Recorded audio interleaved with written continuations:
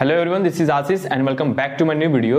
तो आज के इस वीडियो में हम लोग काइनेमेटिक्स से पाथफाइंडर में क्वेश्चन नंबर 11 सॉल्व करने वाले हैं। इस क्वेश्चन के अंदर जिस किसी कंसेप्ट का यूज हुआ होगा वो कंसेप्ट समझेंगे, ठीक है। ऐसे क्वेश्चन जेईई मेंस में बहुत सारे देखने को मिलते हैं, तो चलो इस क्वेश्चन को सॉल्व करते हैं। ओके, सबसे पहले इस क्वेश्चन के अंदर अगर आप देखते हो तो ये हमारा वाई एक्सिस है और ये हमारा एक्स एक्सिस है। यहाँ से हमारे पास डिस्टेंस गिवन है 5 मीटर, 10 मीटर, 15 मीटर, 20 मीटर, और वही अगर आप ऊपर जाओगे वाई एक्सिस पे तो 0 के बाद 20 मीटर और 50 मीटर। ओके, तो इसके अंदर ये कह रहा है कि ये जो बुलेट है हमारा, ये बुलेट इस डायरेक्शन में फायर किया है। मतलब समझो, ये बुलेट को यहां पर रख के इस 50 मीटर को पॉइंट करके इसको फायर किया है। अब देखो 50 मीटर को पॉइंट करके फायर किया इस डायरेक्शन में, इसका मतलब 50 मीटर पे नहीं जाएगा स्ट्रेट लाइन, क्योंकि ग्रेविटी इसके ऊपर लगेगी। तो कहीं ना कहीं बुलेट ये कुछ इस तरीके से मोशन करेगा, मतलब नीचे आएगा। ओके, तो इस क्वेश्चन के अंदर हमें ये निकालना है कि जब ये बुलेट यहां से फायर होगा तो सबसे पहली चीज यहां पे गिवन है कि ये इस पॉइंट से पास करेगा। ये पॉइंट ऑफ डायरेक्शन को दिखा के फायर किया गया है। क्या ये स्ट्रेट लाइन फॉलो करेगा? नहीं करेगा। ये बुलेट एक पैराबोलिक पाथ फॉलो करेगा। तो इस क्वेश्चन के अंदर यही चीज गिवन है कि ये इस पॉइंट से पास करेगा जब बुलेट जाएगा। इस पॉइंट के कोऑर्डिनेट देखो, x कोऑर्डिनेट क्या है 10 मीटर है, y कोऑर्डिनेट क्या है 20 मीटर है। तो हमें बताना है where on the wall will the bullet hit. जब ये बुलेट यहाँ से फायर होगा इस डायरेक्शन में, इस 50 मीटर को पॉइंट आउट करके, तो ये इस पॉइंट से पास करेगा। तो ये जो वॉल देख रहे हो आप, ये 50 मीटर का वॉल है, तो ये बुलेट इस वॉल पे कहाँ जाके हिट करेगा वो पॉइंट हमें निकालना। तो सबसे पहले हमने जब इस बुलेट को इस डायरेक्शन में फायर किया तो मान लेता हूँ इसने कुछ इस तरीके से मोशन किया, इस पॉइंट से पास आउट करके ये कुछ इस तरीके से यहाँ पे हिट किया। इसका डिस्टेंस मैं कंसिडर कर लेता हूँ y1। ये हमारा क्या है? y1 है। हमें y1 निकालना है कि ये कौन सी पॉइंट है जहाँ पे ये बुलेट जाके इस वॉल पे हिट करेगा। तो सबसे पहले हम यूज करेंगे trajectory equation. Using trajectory equation,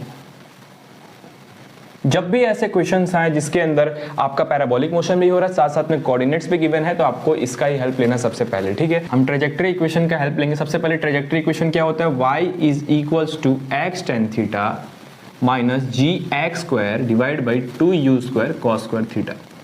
तो सबसे पहले मैं इस पॉइंट के लिए ट्रैजेक्टरी इक्वेशन अप्लाई करूंगा। मान लेता हूं ये bullet u metre per second से फायर आउट हुआ है, मतलब u मीटर पर सेकंड इसकी इनिशियल वेलोसिटी है, उसी वेलोसिटी से u पर जा रहा है, ठीक है। y और x क्या होते हैं ट्रैजेक्टरी इक्वेशन के अंदर? इसके कोऑर्डिनेट होते हैं। ओके, तो y कोऑर्डिनेट इस पॉइंट का क्या है? देखो 20 मीटर है, बताओ 20 मीटर लिख दूं। 20 is equals to x coordinate क्या है इस पॉइंट के लिए? 10 मीटर इनटू tan थीटा। अब देखो यहाँ पे अगर मान लो ये बुलेट थीटा एंगल पे फायर हुआ है, क्या हुआ है? थीटा एंगल पे फायर हुआ है, और हमारे ये वाला ट्रायंगल हमने कंसीडर किया। कौन सा? O से लेके 50 पॉइंट से लेके ये 20 पॉइंट तक ये वाला ट्रायंगल हमने कंसीडर किया है। तो क्या tan थीटा की वैल्यू हम निकाल सकते हैं? tan theta is equal to क्या होता है? Perpendicular upon base. तो इस ट्रायंगल के लिए परपेंडिकुलर कितना है? देखो 50 मीटर, और बेस कितना है? 20 मीटर। 0 से 0 cancel, 5/2 is what? tan theta.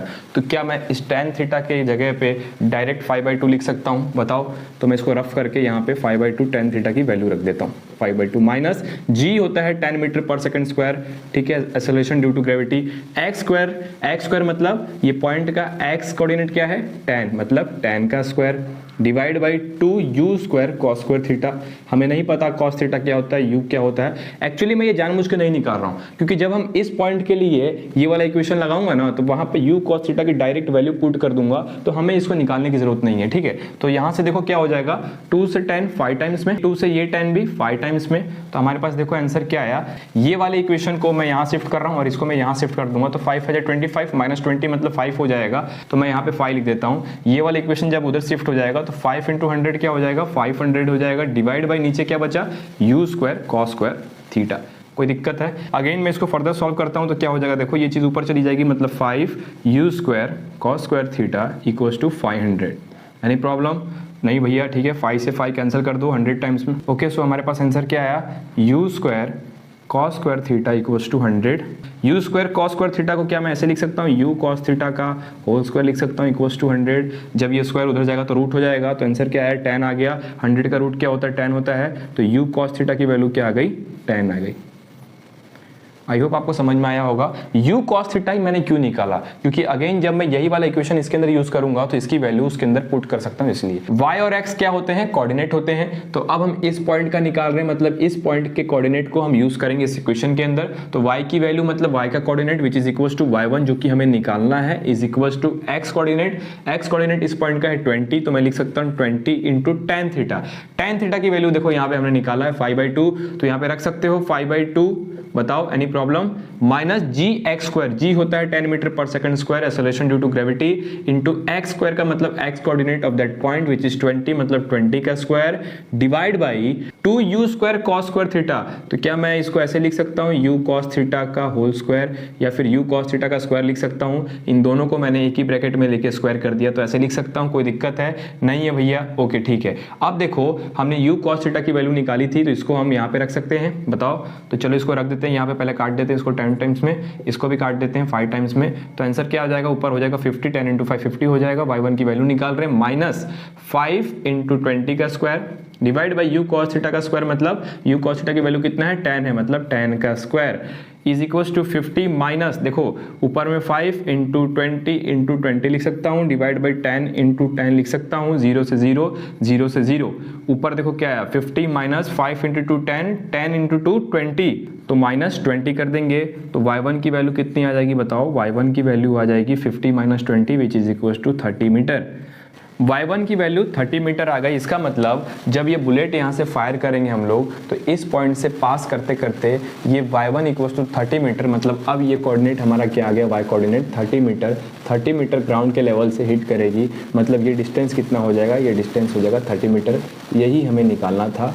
I hope आपको ये क्वेश्चन, इसके अंदर कंसेप्ट सब कुछ चीज़ें समझ में आई होगी। ऐसे और वीडियो के लिए हमारे चैनल को सब्सक्राइब कर लो, अगर वीडियो अच्छा लगा तो लाइक कर दो। Thank you so much for watching this video. मिलते हैं किसी नए वीडियो में, तब तक के लिए बाय।